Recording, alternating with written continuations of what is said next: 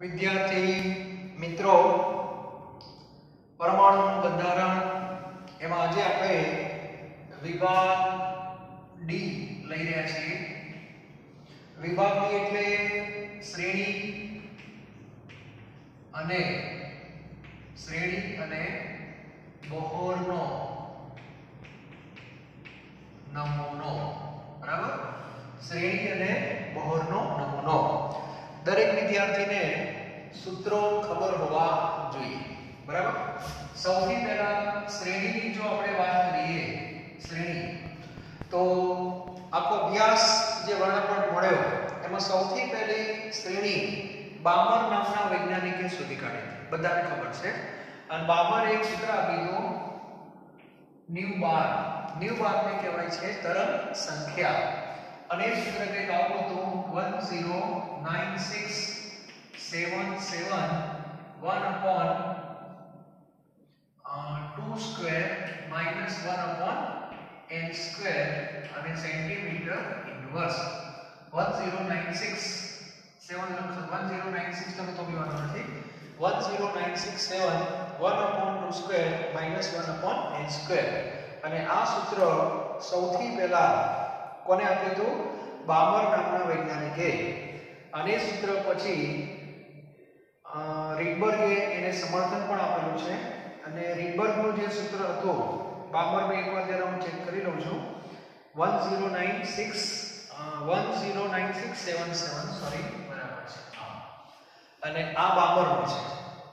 એના પછી રીડબર્ગે પણ આ જ ફોર્મેટમાં સૂત્ર આપેલું છે પણ એ વ્યાપક સૂત્ર છે અને વ્યાપક સૂત્ર રીડબર્ગે આ રીતે આપ્યું। આમ જ લખાય 1096771 1/n1 square minus 1/n2 square centimetre inverse.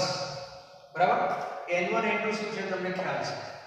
એટલે આવી લાઇમેન બામર પાસ્ચર આ બધી શ્રેણીઓ છે। દરેકના n1 અને n2 તમને ખબર હોવા જોઈએ। લાઇમેન છે એનો n1 1 લેવાનો અને n2 છે એ 2 3 4 એ રીતે ચાલુ થાય તો એના ઉપરથી તમને તરંગ આંક મળે। તરંગ આંક મળે એના ઉપરથી તમને તરંગ લંબાઈ મળે। એનું કારણ કે તરંગ આંક બરાબર 1/λ છે। બરાબર, તો આટલી માહિતી હોવી જોઈએ। બીજું, દરેક શ્રેણીની પહેલી રેખા, બીજી અને છેલ્લી આ બધી રેખાઓ કઈ રીતે લખાય એ પણ ખબર હોવી જોઈએ અને બધી ચર્ચા થિયરીમાં થયેલી છે। ત્યારબાદ બોહરનો જે નમૂનો છે એની અંદર બે ભાગ મેં પાડ્યા હતા। એક સ્થિર કક્ષાના સૂત્રો, એમાં ઇલેક્ટ્રોનની ઊર્જા એને En કહેવાય -10⁻18n²। આ સૂત્ર છે। આ સૂત્ર કયા પરમાણુ માટે? હાઇડ્રોજન માટે। વ્યાપક લખવું હોય તો Z² કરી દેવાનો અને કયા એકમમાં છે? જૂલમાં। અને EV માં એક સૂત્ર મેં લખાયું તો -13.6/n² આ Z² અને આ સૂત્ર શેમાં હતું? EV માં। ત્યારબાદ ત્રિજ્યા એટલે Rn। ત્રિજ્યાનું સૂત્ર હતું 0.529n²/z। બરાબર, આ સૂત્ર હતું એંગસ્ટ્રોમમાં। આ ત્રિજ્યા બતાવે છે। કોણીય વેગમાન mvr nh/2π।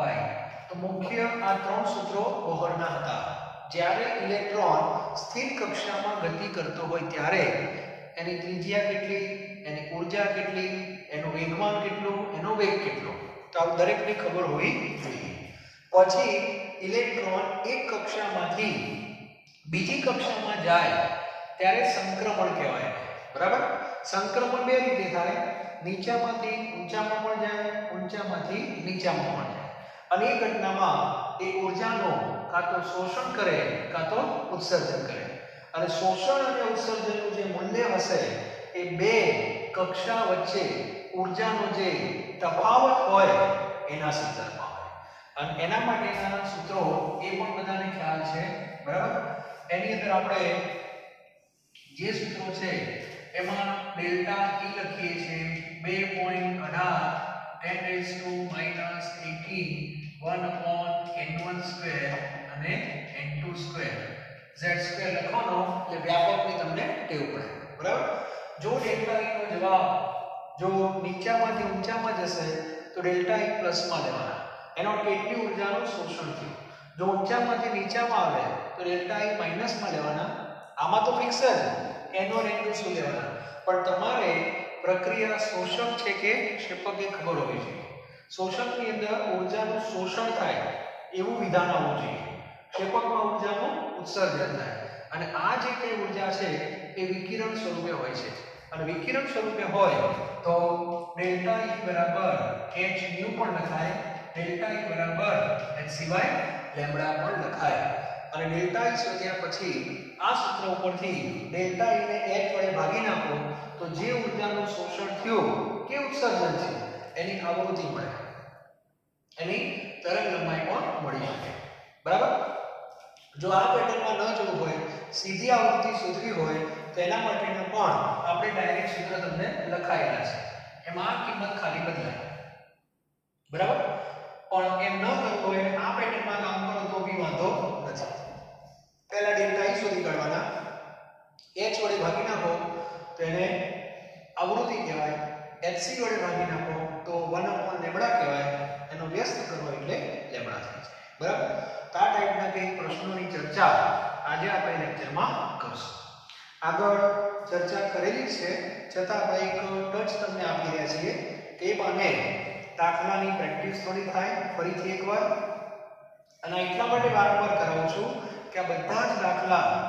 ફિઝિક્સમાં આવવાના છે ધોરણ 12 ની અંદર બરાબર એટલા માટે તો સૌથી પહેલા દરેક વિદ્યાર્થી ટેક્સ્ટબુકમાં હવે આપણો આ નવો વિભાગ છે આગળ આપણે પ્રોટોન ન્યુટ્રોનના એક કેટેગરી પાડી હતી વિકિરણના દાખલા જોઈ લીધા ફોટો ઇલેક્ટ્રિક અસરના પણ અલગથી જોઈ લીધા આજે આપણે આ કેટેગરીમાં કામ કરશું બરાબર અને છેલ્લી કેટેગરી આવશે આપણી દ બ્રોગલી અને હાઇઝનબર્ગ બધા દાખલાઓ ગણાવતો નથી સમયના અભાવે બરાબર અને આગળ પણ કહ્યું છે કે આમાં હિન્ટની જરૂર છે આગળ બધા દાખલાઓ મેં એક એક ગણાવેલા જ છે તમને પણ આ એક રિવિઝન છે ઓકે ચલો સ્વાધ્યાયની અંદર સૌથી પહેલો એક્ઝામ્પલ આ કેટેગરીનો આવશે 2.13 ધ્યાન આપજો હાઇડ્રોજન પરમાણુનો ઇલેક્ટ્રોન જ્યારે ઊર્જા સ્તર n બરાબર 4 માંથી ઊર્જા સ્તર 2 માં સંક્રમણ કરે એટલે તમને આવું કીધું છે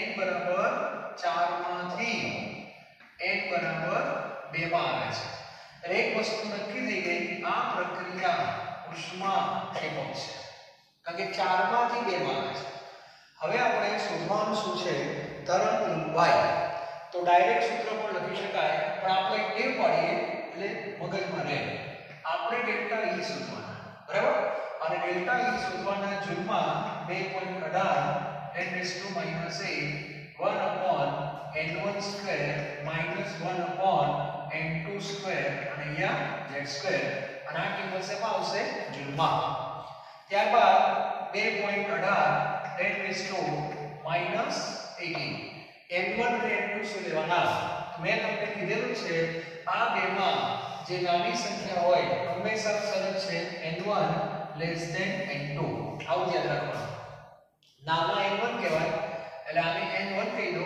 અને n2 કહી દો તો 1/2 નો સ્ક્વેર -1/4 નો સ્ક્વેર અને z તો મને જ હોય તો આનું તમે સાદું આપજો બરાબર અહીંયા આવશે 4 અહીંયા આવશે 16 4 માંથી 2 છે ને એટલે બાબરની વાત છે બાબરની બીજી રેખા છે પહેલી 3 થી 2 આવે આ 4 થી 2 છે એટલે 2 નો વર્ગ 4 આ 16 એટલે લસા તમારે જે લેવો હોય 16 પણ લેવાય અથવા 64 પણ લેવાય 64 લેશો નીચે તો 16 - 4 આવશે બરાબર અને આ જે જવાબ આવશે એ ડેલ્ટા E આવશે અને પછી શું કરજો બધું શોધી કાઢો મારી સલાહ એવી છે બધી ટેવ પાડી દો ડેલ્ટા E નો જવાબ આ સૂત્ર પરથી તો પ્લસમાં જ આવશે તમે આનું પાલન કરશો એટલે આ જવાબ તમારો પોઝિટિવ જ આવશે પણ મેં તમને કીધું હતું કે આ પ્રક્રિયા ક્ષેપક છે માટે ડેલ્ટા E નો જવાબ આવે એની આગળ માઈનસ લખવો અને માઈનસ લખ્યા પછી નીચે લખવાનું માટે ઊર્જાનું ઉત્સર્જન થયું જે આવે એટલી ઊર્જાનું ઉત્સર્જન છે અને પછી ડેલ્ટા E બરાબર h ન્યુ. ડેલ્ટા E ને h વડે ભાગી નાખો એટલે ન્યુ થઈ જાય અને ડેલ્ટા E ને hc વડે ભાગી નાખો એટલે 1 upon લેમ્બડા થઈ જાય. 1 upon લેમ્બડા એટલે તરંગ આંક એનો વ્યસ્ત કરો એટલે તરંગ લંબાઈ. તો આ રીતે બધા દાખલા ગણી નાખવાના. કદાચ આ દાખલો મેં તમને આપ્યો પણ હશે, ઘણા વિદ્યાર્થી ગણ્યો પણ હશે. ત્યારબાદ બીજો પ્રશ્ન. બીજા પ્રશ્નમાં જુઓ, રકમ વાંચો શાંતિથી, ખૂબ સરળ દાખલાઓ છે, ગભરાવાનું નહીં. જો ઇલેક્ટ્રોન n બરાબર 5 ધરાવતો હોય એવું કહે છે, એનો અર્થ કે તમારો ઇલેક્ટ્રોન કઈ કક્ષામાં છે? 5મી કક્ષામાં છે. આપણો ઇલેક્ટ્રોન 5મી કક્ષામાં છે. એટલે 5મી કક્ષામાં છે એનો અર્થ એવો થયો કે n1 બરાબર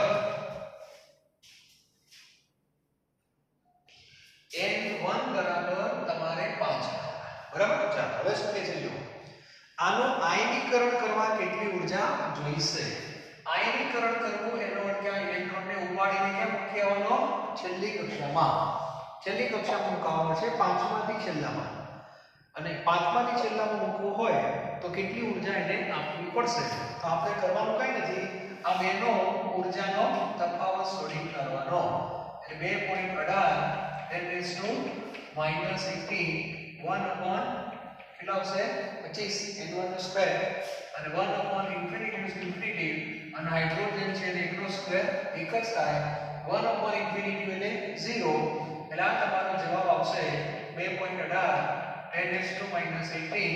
અહીંયા કેટલા આવશે? 25. અને આ જવાબ શેમાં આવશે? જૂલમાં અને પ્લસમાં આવશે. બરાબર. લખવાનું માટે આટલી ઊર્જાની જરૂર પડે. એટલે આ ઊર્જાના તફાવત જેટલી ઊર્જા તમારે આપવી પડે. ક્લિયર?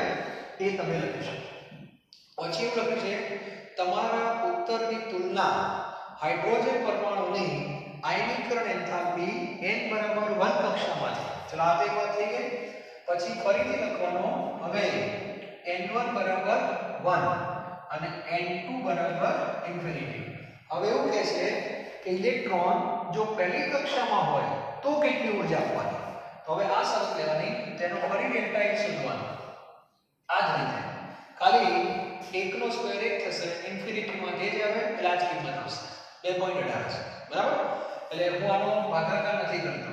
તો આપણો જવાબ કે ડેલ્ટા E નો આમાં આવશે કે આપણો જ આવશે?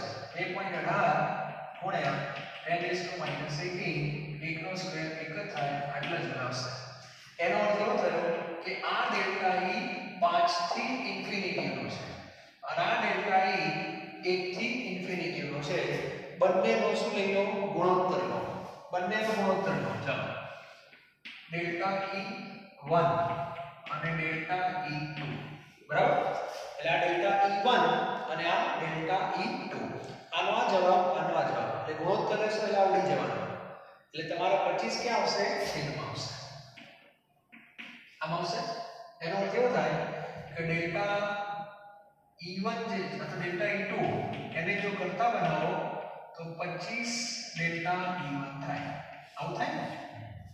એનો અર્થ કે આના કરતા 25 ગણો થાય. એટલી ઊર્જા તમારે શું કરવી પડે? આપવી પડે. આનો સીધો અર્થ એવો થાય. ડેલ્ટા E2 એટલે આ. એટલે વધારે ઊર્જા ક્યાં આપવાની? તો ખબર જ છે, પહેલામાંથી છેલ્લામાં મોકલવા માટે. એટલે 25 ગણી આપવી પડે. આ આપણે સાબિત કરી. અમે 5મી કક્ષા છે એટલે 25 ગણિત થાય. પહેલાની સાપેક્ષમાં વિચારો. ચોથી હોય તો હવે બુદ્ધિ વાપરો. ચોથી હોય તો 4 નો વર્ગ 16 એટલે 16 ગણી થાય. ત્રીજી હોય તો 9 ગણી થાય. એટલે ખબર પડી ગઈ. બરાબર. એટલે આના ઉપરથી પણ આપણે કહી શકીએ. ચલો ત્યાર પછી આગળના પ્રશ્નો 2.15. એટલે આયનીકરણ ઊર્જાનો શું છે? ખબર પડી બધાને? ઇલેક્ટ્રોનને છેલ્લી કક્ષામાં મૂકી આવવાનો અને એમાં જે ઊર્જા હો એને આયનીકરણ ઊર્જા કહેવાય. કારણ કે ત્યાંથી ઇલેક્ટ્રોન જતો રહેશે અને પરમાણુ આયનમાં ફેરવાશે. એટલે આયનીકરણ ઊર્જાની વ્યાખ્યા છે કે પરમાણુને આયન સ્વરૂપમાં ફેરવવા માટે અથવા ઇલેક્ટ્રોન મુક્ત કરવા માટે આપવી પડતી ઊર્જા. એની વ્યાખ્યા તમારે ત્રીજા ચેપ્ટરમાં વ્યવસ્થિત આવશે. ચલો હવે 2.15 માં ઇલેક્ટ્રોન છઠ્ઠામાં છે, છઠ્ઠામાંથી ધરા અવસ્થા, અંડરલાઈન કરો, ધરા અવસ્થા એટલે n બરાબર 1, એટલે ઇલેક્ટ્રોનને n બરાબર 6 માંથી n બરાબર 1 માં લાવવાનો છે. તો પ્રશ્ન એ છે કેટલી રેખાઓ તમને મળે. તો એના માટેનું મેં સૂત્ર લખાઈ દઉં, ડેલ્ટા n 6 - 1 5. અને પછી રેખાઓ તમારે જે શોધવાની છે એના બરાબર સિગ્મા ડેલ્ટા n, બરાબર, એનો અર્થ કે સિગ્મા 5. એટલે આ 5 + 4 + 3 + 2 + 1 એટલે લગભગ જવાબ 15 આવશે. ક્લિયર? ગણવાની ના હોય, તમને સંખ્યા કીધી છે, બરાબર, અને 15 રેખાઓ તમને મળશે. કઈ રીતે મળે આ 15 રેખાઓ? તો 6 થી 1, 5 થી 1, 4 થી 1, 3 થી 1, 2 થી 1, એક રૂપે થાય, બરાબર. એમ કરતા કરતા આપણે ચર્ચા કરી. ચલો ત્યાર પછી 2.16 એકદમ સામાન્ય છે. એની અંદર 2.16 ની અંદર તમને કીધું છે હાઇડ્રોજન પરમાણુની પ્રથમ કક્ષાની ઊર્જા તમને આપી દીધી છે. અરે બરાબર, તો પાંચમી કક્ષાની ઊર્જા કેટલી હશે? તો અહીંયા તમારે ખાલી શું કીધું? 5 નો સ્ક્વેર. તો 5 નો સ્ક્વેર કેટલો થશે? 25, બરાબર. એટલે જવાબ આવી જશે. અને આ તો તમારે એક જ લેવાના છે. ત્યાર પછી બીજો પ્રશ્ન છે હાઇડ્રોજન પરમાણુ માટે બોહરની પાંચમી કક્ષાની ત્રિજ્યા શોધો. તો આ ત્રિજ્યાનું સૂત્ર છે કે નહીં? તો આમાં n બરાબર શું મૂકી દેવાના? 5. એટલે અહીંયા 5 નો સ્ક્વેર થઈ જશે. ક્લિયર? અને હાઇડ્રોજન છે એટલે z બરાબર 1. હંમેશા મારી સલાહ છે વ્યાપક સૂત્રો લખવાના. એનું કારણ છે બોહરનો નમૂનો માત્ર હાઇડ્રોજન માટે જ લાગુ પડે છે એવું નથી. હાઇડ્રોજન સિવાય એક ઇલેક્ટ્રોન ધરાવતા આયનોમાં પણ લાગુ પડે છે. જેમ કે helium plus, He plus, He પ્લસમાં એક જ ઇલેક્ટ્રોન હોય પણ એનો z બદલી જાય. ક્લિયર? એટલે ત્રિજ્યા એ બધું બદલાશે. અને એના પર પ્રશ્નો MCQ ની ચર્ચા આપણે થિયરી પોર્શનમાં કરેલી છે બહુ સારી રીતે. ખ્યાલ આવી ગયો? જરૂર પડે તો લેક્ચર જોઈ શકાય ફરીથી. તો એ પણ તમને આવી જશે. ત્યાર પછી 2.17, ચલો 2.16 થઈ જશે. 2.17 ની અંદર એવું કીધું છે કે પરમાણુની હાઇડ્રોજનની બામણ શ્રેણીમાં સૌથી લાંબા સંક્રમણ. હવે અહીંયા એક પ્રશ્ન છે, લાંબુ સંક્રમણ કીધું કે લાંબી તરંગ લંબાઈ એ ખબર નથી. તો આની અંદર લાંબુ સંક્રમણ કે પરીક્ષામાં ધ્યાન રાખજો. જો ધ્યાન આપજો, લાંબુ સંક્રમણ એવું જો છપાઈને આવે તો n1 બરાબર 2 લેજો, કારણ કે બાબરનો n1 તો ફિક્સ જ હોય અને n2 બરાબર ઇન્ફિનિટી લેજો. ક્લિયર? લાંબુ સંક્રમણ કે તો ગાળો, બરાબર, પણ એમ કે લાંબી તરંગ લંબાઈ કે તો n1 બરાબર 2 લેજો અને n2 બરાબર 3 લેજો. કારણ કે કેમ? તો આ બાબરની પહેલી રેખા કહેવાય. પહેલી રેખા એટલે 3 માંથી 2 ને ઊર્જા કેપ કેમ થઈ ગઈ? ઓછી. ઊર્જા કેપ ઓછી એટલે આવૃત્તિ ઓછી જ હોય અને તરંગ લંબાઈ મહત્તમ હોય. એટલે લાંબુ તરંગ લંબાઈ કે તો આ લેજો n1 n2 માં. અને શોધવાનું શું છે? તરંગ સંખ્યા. પહેલા સૂત્ર તરંગ સંખ્યા જ કીધું છે, બરાબર. એટલે આ સૂત્ર મૂકી દેજો 109677. 2 નો સ્ક્વેર તો ફિક્સ જ છે એટલે તમારે સંક્રમણ કે તો n2 ઇન્ફિનિટી લેજો એટલે ઇન્ફિનિટી થઈ જશે. એટલે આને તમારે 4 વડે ભાગવાના અને આ જવાબ આવશે સેન્ટીમીટર ઇન્વર્સમાં. અને લાંબી તરંગ લંબાઈ કે તો અહીંયા તમારે મૂકવું પડે 3 નો સ્ક્વેર. ક્લિયર? તો આ રીતે ભૂલ થવી ના જોઈએ. ત્યારબાદ ચલો આગળ 2.18. બહુ સરળ દાખલા છે. સૂત્રો ખાલી વ્યવસ્થિત પાકા કરી લેવાના, બાકી એકના એક સૂત્રો ગોળ બને છે. ચલો 2.18. 2.18 માં એવું કીધું છે હાઇડ્રોજન પરમાણુની બોહર કક્ષા એકમાંથી બોહર કક્ષા 5માં ઇલેક્ટ્રોન મોકલવા માટે કેટલા જૂલ ઊર્જાની જરૂર પડશે? 1 માંથી 5. આવડશે બધાને? ડેલ્ટા E શોધવાનો 1 થી 5 આ નીચે લખી રાખવાનું એટલે મગજમાં રહે. તમે આવું લખશો ને એટલે તમને ડેલ્ટા E પ્લસમાં લેવા કે માઈનસમાં ખ્યાલ આવી જાય. 1 થી 5 એટલે શોષક, બરાબર? ચાલો કિંમત બધાને ખબર છે 2.18 10⁻18 1/n1 સ્ક્વેર n1 1 નો સ્ક્વેર 1 અહીંયા 25 હાઇડ્રોજન છે એટલે 1 નો સ્ક્વેર. એટલે અહીંયા તમારો જવાબ 2.18 10⁻8 લસા કેટલો આવશે 25 ઉપર 25 માઈનસ 1 એટલે 24 થાય. 2.18 અહીંયા 24 નીચે 25 અને આ જવાબ જૂલમાં આવશે ડેલ્ટા E. અને આ જે જવાબ આવશે એ તમારે પ્લસમાં લેવાનો માટે આટલી ઊર્જાની જરૂર પડે. ખ્યાલ આવ્યો? એટલે આટલી ઊર્જા જે જવાબ આવે તમારે આપવી પડે.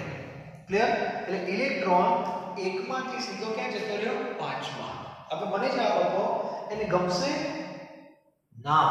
તો હવે પ્રશ્ન ફરી વાંચો શું કહે છે જુઓ. હવે આ ઇલેક્ટ્રોન પાછો આવી ગયો ધરા સ્થિતિમાં એટલે અહીંયાથી n બરાબર 1 માંથી આપણે એને n બરાબર 5 માં મૂકી આવ્યા ઊર્જા આપીને.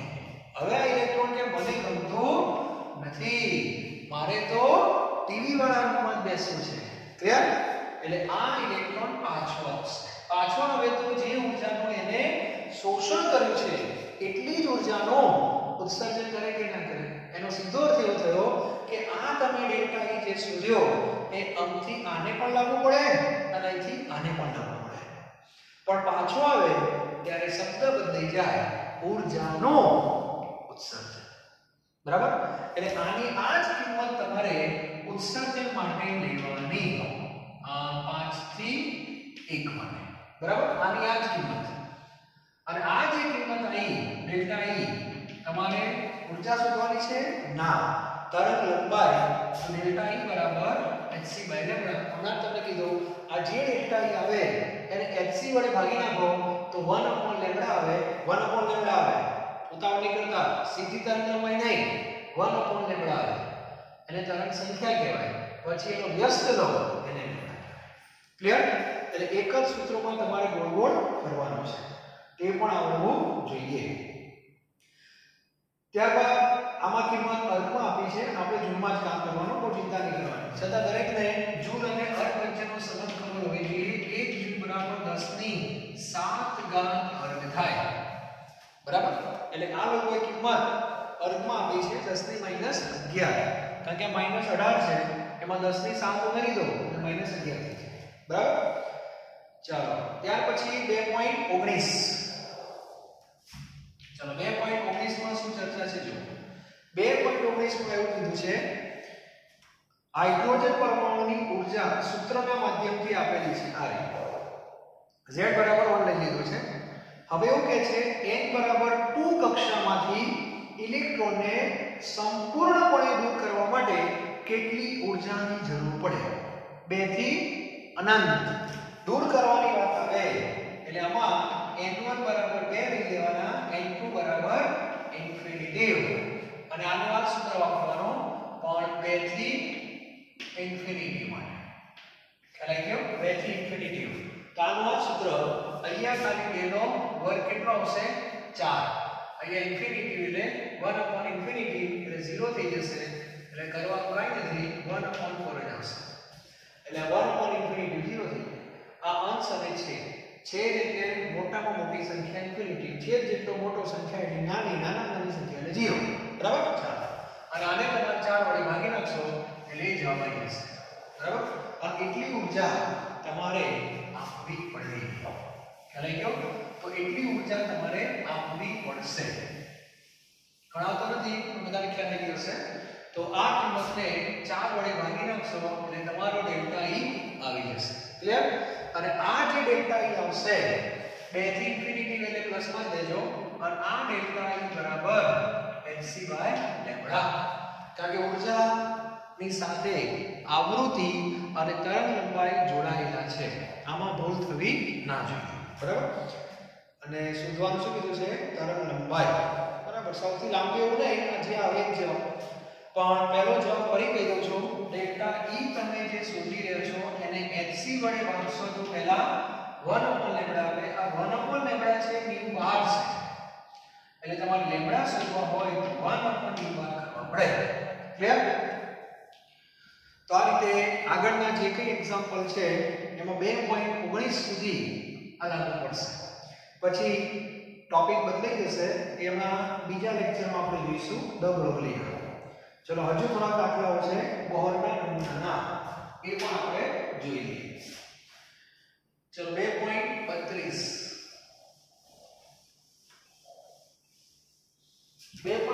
શું કહે છે જરા જુઓ. ઘણા માર્ક્સ છે છતાં ખ્યાલ નહીં આવે કે કેવા શું માંગે છે. 2.32 એવું કહે છે, દર્શાવો. એટલે એક સૂત્ર તમારે સાબિત કરવાનું છે કે હાઇડ્રોજન પરમાણુ માટે બોહર કક્ષાનો પરિઘનું સૂત્ર 2πr. બરાબર? પછી અલ્પવિરામ કરજો. પરિઘ દ બ્રોગલીની તરંગ લંબાઈ સાથે, દ બ્રોગલીની તરંગ લંબાઈ એટલે લેમ્બડા, સંબંધિત કક્ષામાં ઘૂમતો ઇલેક્ટ્રોન તેનો સંકલન ગુણાંક છે એટલે n. આવું સૂત્ર તમારે સાબિત કરવાનું છે. 2πr બરાબર n લેમ્બડા સાબિત કરો. આવો પ્રશ્ન છે. અત્યારે આપણે સૂત્ર સાબિત કરીએ. આના સંદર્ભમાં જે કોઈ MCQ ની વાતો છે એ આપણે JEE અને નીટના લેક્ચરમાં લઈશું, પણ દરેકને બોહર કક્ષાનો જે પરિઘ છે, જે ગોળ ગોળ ફરે 2πr, એ જે ઇલેક્ટ્રોન ફરે છે, જે તરંગ લંબાઈ છે એની સાથે n એનો ગુણાંક હોય. બરાબર? n એટલે કક્ષાનો. ચલો હવે ધ્યાન આપજો. આ સૂત્ર કઈ રીતે આપણે સાબિત કરશું? તો સૌથી પહેલા દ બ્રોગલી આમ તો પછી આવે, પણ આ વિભાગમાં બોહર છે એટલે સાથે લખશું. Lambda h/mv. આ એક સૂત્ર છે આપણી પાસે. ચલો સમીકરણ નંબર 1. પછી બોહરનો નમૂનો જે છે એમાં કોણીય વેગમાન mvr nh/2π એક આ સૂત્ર છે. બરાબર? આ બંનેમાં કોમન પદ મને એક દેખાય છે, કયો? mv. આ બીજું સૂત્ર. બરાબર? હવે mv ને કરતા બનાવો તો શું થાય? તો h/λ. બરાબર? અને આમાં તમે જો mv ને કરતા બનાવો તો nh/2πr. તો બંને કિંમતો જે mv ની છે કે નથી? બરાબર? હવે સરખાવો. હવે બંને કિંમતોને આપણે સરખાવી દઈએ તો સરખાવશો તો આવું થશે, nh/2πr h/λ. તો h શું થઈ જાય? ઉડી જાય. માટે 2πr n λ સાબિત થઈ ગયો. ક્રોસ બરાબર. બરાબર? એટલે બહુ નાનો પ્રશ્ન છે, મજાનો પ્રશ્ન છે, પણ એક સાબિત થઈ ગયું કે કક્ષામાં જે પરિઘ હોય એ દ બ્રોગલીની તરંગ લંબાઈના n ગુણાંક સાથે હોય છે. ક્લિયર? તો આ એક સૂત્ર બહુ સારો પ્રશ્ન છે, દરેકને આવડવો જોઈએ. ચલો એના પછી 2.33 હાઇડ્રોજન વર્ણપટનું કયું સંક્રમણ He+ વર્ણપટના બામર સંક્રમણ જેટલી તરંગ લંબાઈ ધરાવતું હશે? તો અહીં લખો, આ પ્રશ્ન સારો છે, સરખામણી છે ટૂંકમાં. 2.33 સારો પ્રશ્ન છે. 2.33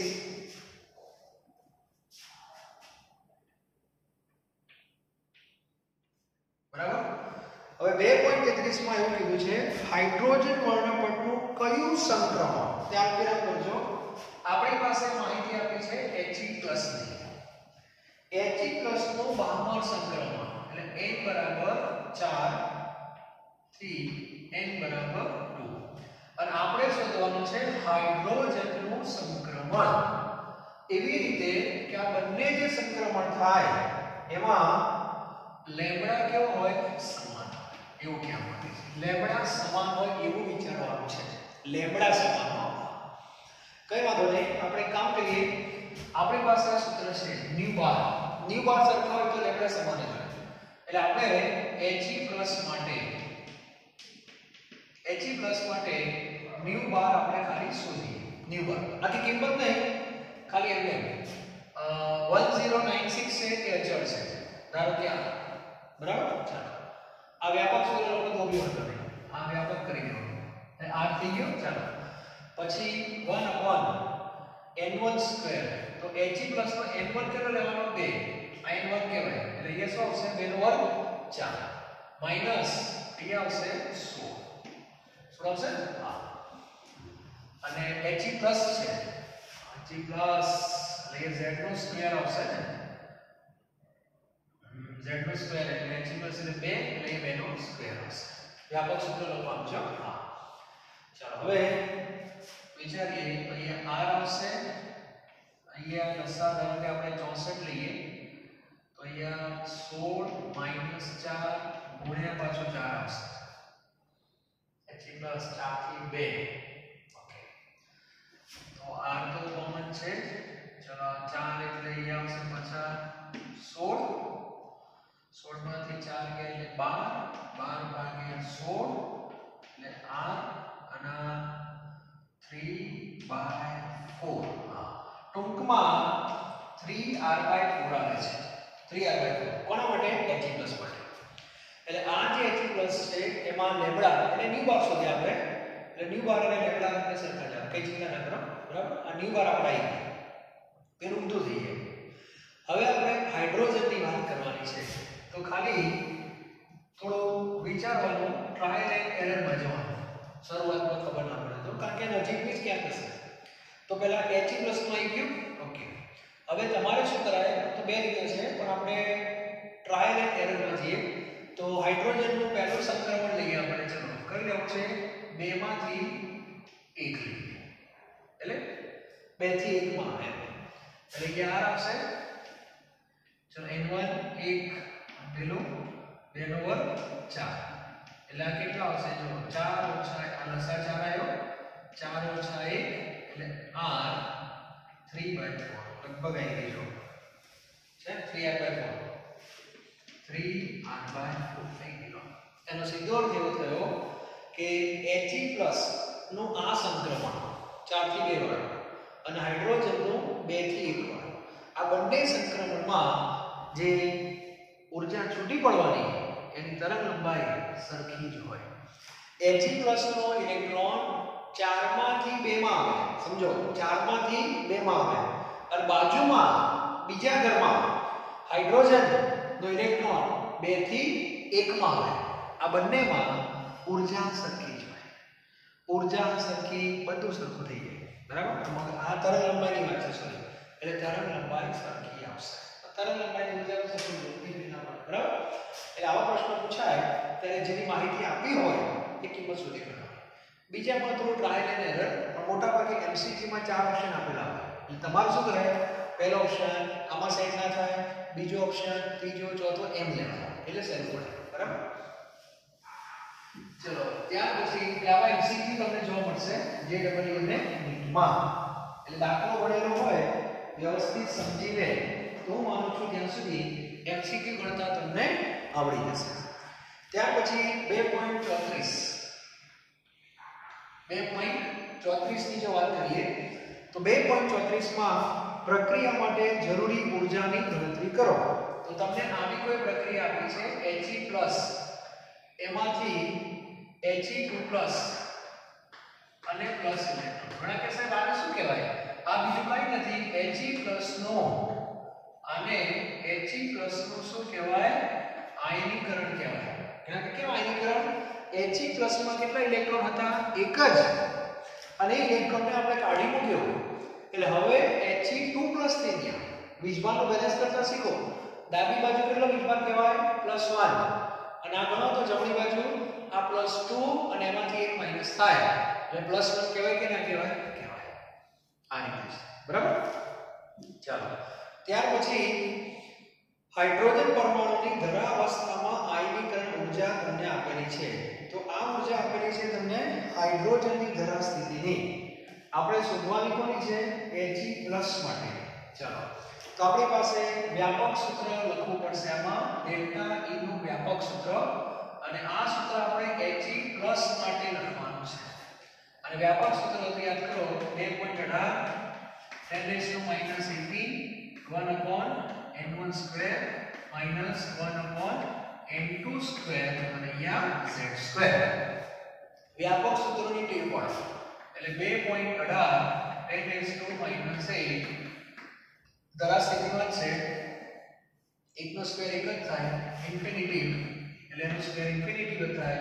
અહીંયા ખાલી કિંમત બદલાઈ જશે 2 નો સ્ક્વેર કારણ કે He એટલે હિલિયમ નો z 2 આવે પરમાણુ ક્રમાંક એટલે 2 નો વર્ગ સુધી ગયા 4 એટલે તમારો જવાબ આ જે કિંમત છે એને ગુણ્યા 4 થાય.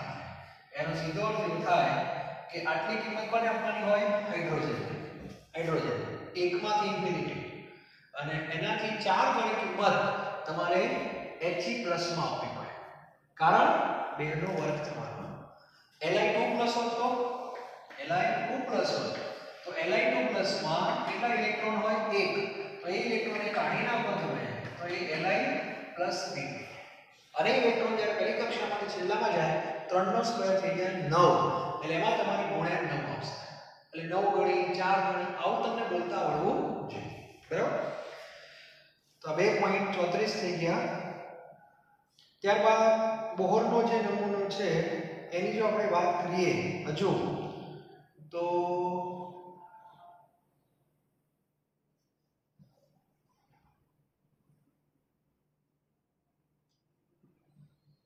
એક 2.50 છે. જો બોહરના નમૂનામાં ઘણા બધા દાખલાઓ છે 2.50 છે. 2.50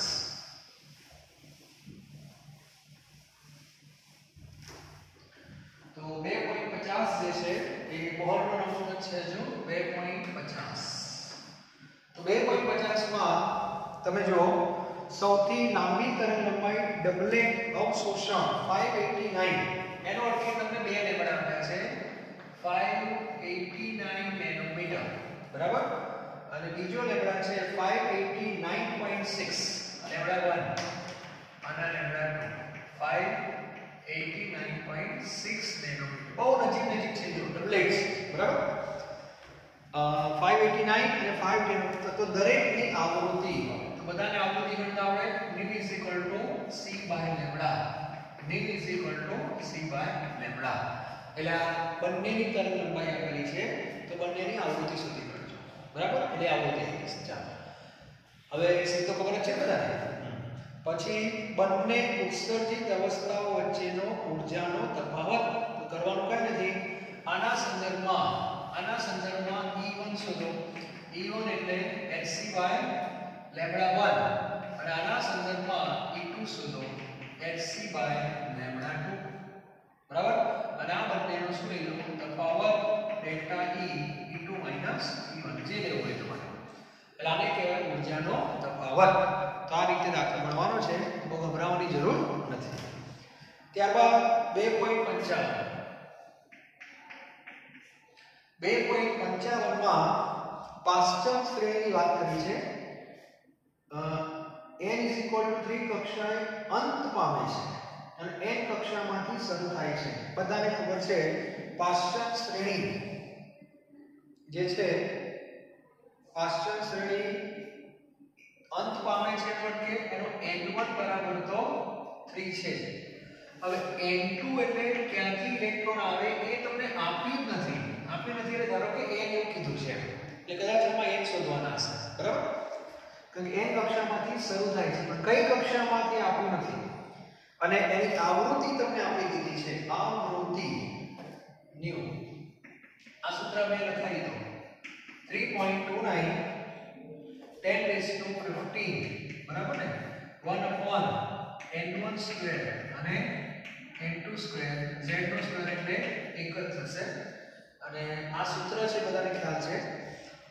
અને જો આટલો વર્ણપટનો વિસ્તાર શોધવાનો છે સૌથી પહેલું કામ n શોધી કાઢીએ તો એક કામ કરજો આ સૂત્ર કોનું થઈ ગયું આવૃત્તિનો તો આની જગ્યાએ શું લખાય c by લેમ્બડા તો c by lambda is equal to 3.29 10 raised to 15 આ કિંમત એમને n1 કેટલા લેવાના 3 એટલે અહીંયા 9 આવશે અને અહીંયા આવશે n સ્ક્વેર અને લેમ્બડા તમને આપેલા છે c upon લેમ્બડા મીટરમાં લેવાના 1285 આપેલા છે 1285 નેનોમીટરમાં છે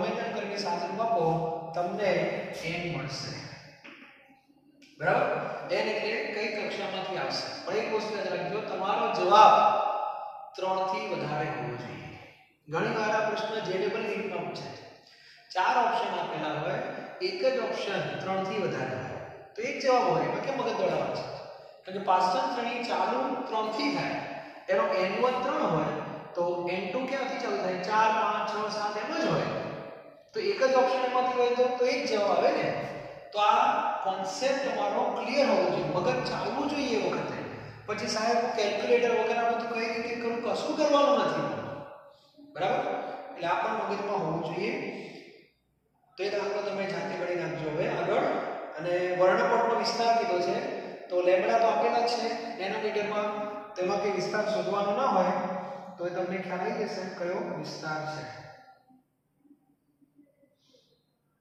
ચાલો પછી 2.56 એની અંદર જનરલી આપણે જોઈ રહ્યા વિભાગનો કંઈક છે એમાં લોકોએ થોડી મજૂરી કરાવી છે આપણી જોડે તમારે કરવાની છે 2.56 માં તમને એવું કીધું છે તરંગ લંબાઈ ગણવાની છે પણ ઇલેક્ટ્રોન આટલી ત્રિજ્યાથી આટલા ઉપર એનો અંત આવે છે સમજો એટલે કક્ષા નથી આપી તમને ત્રિજ્યા આપી છે એનો અર્થ એવો થયો કે rn આપણી પાસે આ સૂત્ર છે 0.529 n2/z એંગસ્ટ્રોમમાં આપણી પાસે આ સૂત્ર છે બરાબર હવે આ સૂત્ર ઉપરથી આપણે કક્ષાઓ શોધવી પડશે પહેલી ત્રિજ્યા તમને આપેલી છે પહેલી ત્રિજ્યા 1.3225 નેનોમીટર છે આ ત્રિજ્યા છે તો આ ત્રિજ્યાના સંદર્ભમાં તમારે n શોધવું પડશે હવે સૌથી પહેલા આ નેનોમીટર છે અને આ એંગસ્ટ્રોમમાં સૂત્ર છે તો પહેલું કામ તો એ કરવું પડશે એકમો સરખા કરવા પડે નેનોમીટરમાં રાખવું હોય તો નેનોમીટર કારણ કે સાહેબ કઈ રીતે લાવીશું નેનોમીટરમાં ચાલો ધ્યાન આપજો z તો વન જ લેવાનો હાઇડ્રોજન છે ને તો એંગસ્ટ્રોમ હોય એને 10 10 વડે ગુણો ને એટલે આ કિંમત મીટરમાં છે બરાબર અને નેનોમીટરમાં જવું છે પાછું હજવાની 10 વડે ગુણી નાખો તો નેનોમીટર થઈ જશે બરાબર એટલે ફાઇનલી આવું થયું 1.3225 is equal to 0.529 n square 10 1 બરાબર 10 1 માટે n square is equal to 1.3225 upon ચલો -1 એટલે 10 નીચે આવશે એટલે 0.0529 થશે બરાબર તો આનું તમારે શું લેવાનું વર્ગમૂળ એટલે n તમને મળી જશે એટલે આના રિલેટેડ તમને કક્ષા મળી બરાબર ચાલો પછી શું કરવાનું બીજી ત્રિજ્યા તમને જે આપેલી છે બીજી ત્રિજ્યા એ પિકોમીટરમાં છે 211.6 પિકોમીટર છે બરાબર તો 211.6 પિકોમીટર તો આમાં 211.6 0.529 n સ્ક્વેર એંગસ્ટ્રોમમાં છે મીટર 10 અને મીટરના પિકોમીટર કરો એક પાછા 10 12 થઈ જાય that number 211.6 0.529 n square into 10 raised to 2 થઈ જશે બરાબર એટલે 211.6 52.9 n square થઈ જાય એટલે n square is equal to 211.6 52.9 વડે ભાગી નાખવાના આ તમને વર્ગમૂળ લેશે ને n મળશે બરાબર અને આ બંનેનો જે n આવશે એના ઉપરથી તમને શ્રેણી ખબર પડી જશે બરાબર ત્રિજ્યા અહીંથી આમ કઈ છે ને અંત એટલે અંતિમ છે અંતિમ ત્રિજ્યા અંતિમ n અને આ આવશે પ્રારંભિક તો આના ઉપરથી શ્રેણી ખબર પડી જશે શ્રેણી ખબર પડી જાય પછી લેમ્બડા ખબર પડે કે ના પડે પડી જશે પછી આ સૂત્ર મૂકી દેવાનું એટલે તમને પહેલા ન્યુ બાર મળે n1 n2 આવી ગયા પછી ન્યુ બાર આવશે એનો વ્યસ્ત કરો એટલે તરંગ લંબાઈ તમને મળી જશે એટલે શ્રેણીનું નામ પણ લખવાનું છે અને વર્ણપટનો વિસ્તાર જો 400 થી 700 ની રેન્જમાં જવાબ આવે તરંગ લંબાઈનો નેનોમીટરમાં તો એ હતો આપણે દ્રશ્ય પ્રકાશ, બરાબર. તો 2.56 તમે જાતે પ્રયત્ન કરજો, થોડો આવડી જશે, બરાબર. એના પછી બોહરના કોઈ પણ દાખલા છે નહીં, બરાબર. તો આ રીતે આપણો આ વિભાગ પણ પૂરો થયો. પાર્ટ 1 ફરીથી યાદ કરાવી દઉં. પાર્ટ 1 એટલે પહેલો વિભાગ ઇલેક્ટ્રોન, પ્રોટોન, ન્યુટ્રોન, આવું જ મગજમાં ફિટ કરી દેવાનું, બરાબર. પાર્ટ 2 એટલે વિકિરણ, અને વિકિરણમાં તો તરંગ લંબાઈ, તરંગ સંખ્યા અને આવૃત્તિ, આ ત્રણ પકડવાના, બરાબર. પછી બીજો પાર્ટ આવશે એટલે ફોટો ઇલેક્ટ્રિક અસર, એના અલગથી દાખલા ખબર હોવા જોઈએ, બરાબર. E E0 1/2 mv², આ ત્રીજો વિભાગ. ચોથો વિભાગ એટલે આ બોહર, આટલું મગજમાં ક્લિયર કરી દો, બરાબર. અને હવે આપણે નેક્સ્ટ લેક્ચરમાં છેલ્લો વિભાગ લઈશું, બરાબર, જેમાં દ બ્રોગલી અને હાઇઝનબર્ગના સિદ્ધાંતની વાત હશે, તો એની ચર્ચા કરશું, બરાબર છે. તો thank you very very much. આ બધા દાખલા આગળ ક્યાંક ને થિયરી પોર્શનમાં લીધેલા છે. ફરી રિપીટ કરું છું, અત્યારે મેં બધા દાખલા તમને ગણાવ્યા નથી, બરાબર. એટલે 11-12 સાયન્સના વિદ્યાર્થીએ થોડીક મહેનત તો જાતે કરવી જ પડશે. મેં તમને દરેક દાખલો કઈ રીતે ગણવાની એની હિન્ટ આપી દીધી છે, બરાબર. એટલે તમારે એનું સોલ્યુશન જાતે કરવું પડે. પાછળ જવાબો આપેલા છે ટેક્સ્ટબુકમાં, એ તમારે જોતા રહેવાના. એકમોમાં ભૂલો નહીં કરવાની, સાદુરૂપમાં ભૂલો નહીં કરવાની. અત્યારે ભૂલો થાય તો ચાલશે, પરીક્ષામાં ના થવી જોઈએ. એટલે તમે જાતે જો દાખલા ગણ્યા હશે તો તમને વધારે ખ્યાલ આવશે, બરાબર. તો નેક્સ્ટ લેક્ચરની અંદર આ ચેપ્ટરનો છેલ્લો વિભાગ દ બ્રોગલી અને હાઇઝનબર્ગનો અનિશ્ચિતતાનો સિદ્ધાંત, એના સ્વાધ્યાયમાં જે કઈ દાખલા છે એ આપણે જોઈ લઈશું. એટલે આ ચેપ્ટરનું આખું સ્વાધ્યાય આપણો પૂરું થઈ જશે. પાર્ટ 2 ના પ્રશ્નો ઓલરેડી આપણે પૂરા કરેલા છે, બરાબર. Thank you very very much.